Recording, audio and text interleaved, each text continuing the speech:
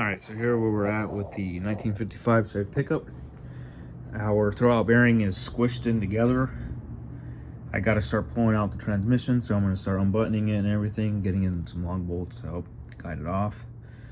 I should have a friend coming over, Colton, to help us today, but I don't know if he is coming or not. He hasn't texted me back yet. It's 10 o'clock already. He might still be asleep, but I'll get started on it.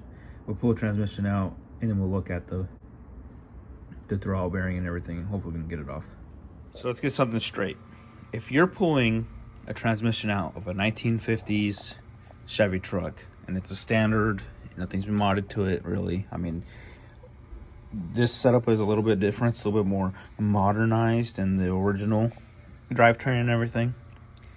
You have this access panel that you can remove, and if anybody that doesn't know that, you have it. But yeah, it's just these flathead screws here. You just pop those off, and then this whole cover comes off. And then with that, you have to also take this out.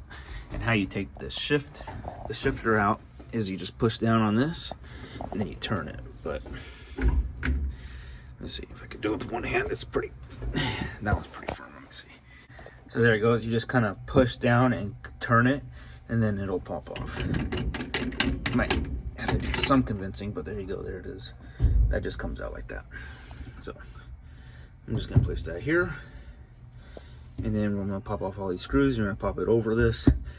That way this transmission can drop. You can also get access easier to some of the bolts from here, but I'll show you that once this cover's off. All right, so if you've never seen any of my other videos, this is what it looked like for probably 2 years before I put the kill mat over the cover and actually put the cover on.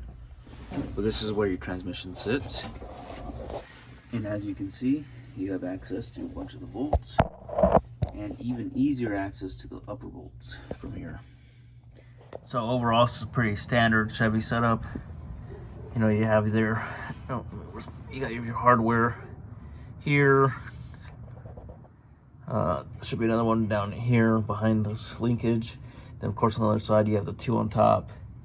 Depending on what engine you have, you'll have a middle one. This engine does have a middle one, but the transmission does not. And then you have your cross members. And for me, I made this, so it's just these two bolts on each side, and then it'll kind of drop down.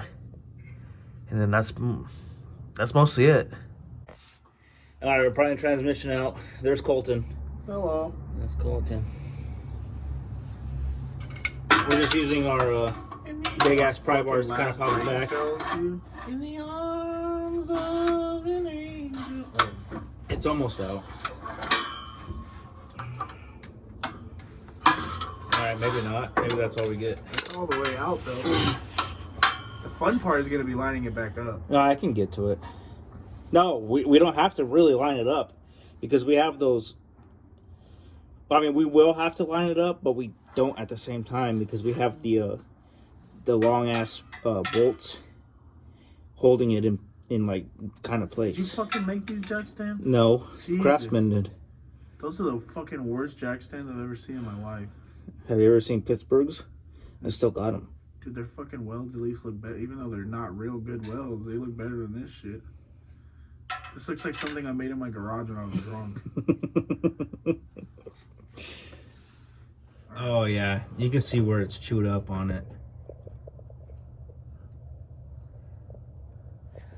All right, so we got it out. Dude, it's fucking perfectly fine. I mean, I literally don't even... Oh. Maybe it pop out cadet. Oh no. What the I don't know. How Should did we just you put it back in? Dude, I just want to know, like, what fucking slap shift, like, what money shift did you do when I decided to fucking exit the chat? Whatever money shift it was on a budget. Fuck. That's impressive, honestly. Oh, yeah. That sounds good. Nice and... No wonder I was making noises. It's healthy. Oh, no, it's not. I don't think it's supposed to be that loud. I don't think it's supposed to be that fucking bent, but here we are. What the... Dude, it looked like your kid ate it, dude. Look at the fucking... All right, where's the new one? So when I put that in, This was it was flat. This was flat. So it flared. It flared. Dude, The whole thing you flared. should have just put your throwout bearing in, and we'd have the brake lines done in no time. This would have double flared those brake lines, dude. Just put anything in your I know, fucking right? shifter, dude. A 40 business day processing. I thought you meant that is what you did. I was like, how the fuck did it bend that? I'm like, oh, okay, I get it now. This is what a new throwout bearing looks like. This is for an Sm465 transmission. This is what an old one looks like that is new. I mean, this has got like 15 miles on it, but this is what happens when you over pressurize your clutch and everything with too much pressure from your pedal and not having a stop on it or over adjustment. Took that out. So it's Freaking mint. comparing the two. Flat surface. It flared out the surface, dented it. Put a bunch of wobbly play on it. No wobbly play. Bad? Good. But probably will be bad since it's from AutoZone. So if you're having noises or your clutch is slipping, always check your throwout bearing. Alright, so that's what it looks like now that it's in. We put it in and we're about to slide the transmission up into place. We had to go through like 5 AutoZones, but we did it.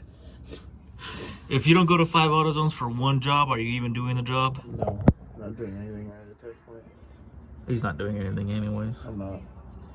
He just looks pretty. I'm looking at Facebook Marketplace right now. Because while fixing it, you know, fuck it. He's gonna sell his truck for me. No.